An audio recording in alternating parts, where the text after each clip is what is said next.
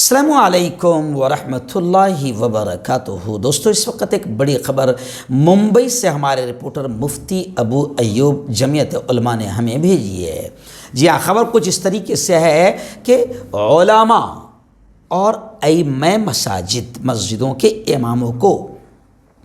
مالی طور پر، معاشی طور پر مستحکم کرنا،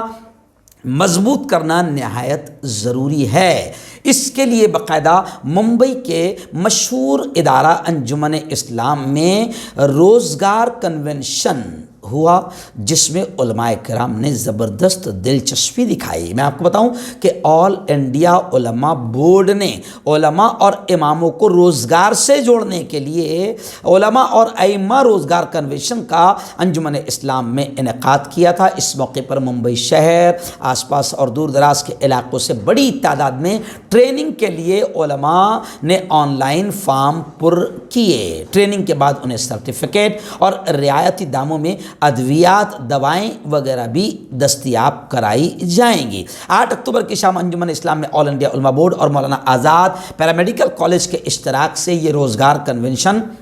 منعقد کیا گیا تھا، جس میں مفتی عزیز الرحمان فتح پوری نے خطاب کرتے ہوئے کہا کہ علماء کو برسرے روزگار کرنا یہ ایک اچھا قدم ہے۔ تو میں اس خبر کو اسپیشلی اس لیے بھی دکھا رہا ہوں، اور آل انڈیا علماء بورڈ اور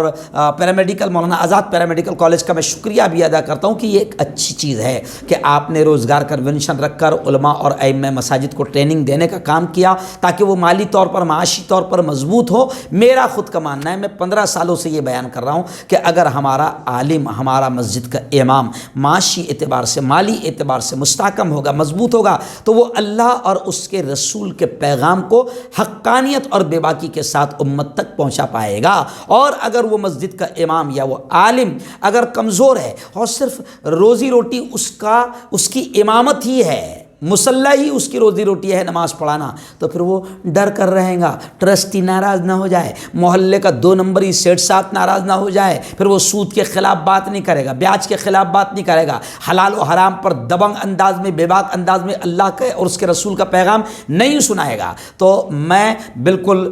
اس بات کو یوں سمجھے کہ مبارکباد پیش کرتا ہوں آل انڈیا علماء بورڈ اور مولانا آزاد پیرامیڈیکل کالج کو کہ روزگار کنونشن آپ نے ممبئی میں لیا، بلکہ میں اپیل کروں گا کہ ہر جگہ، چاہے یہ لوگ ہو یا کوئی دوسری تنظیمیں ہوں، روزگار کنونشن علماء اور اماموں کے لیے لیا جانا چاہیے۔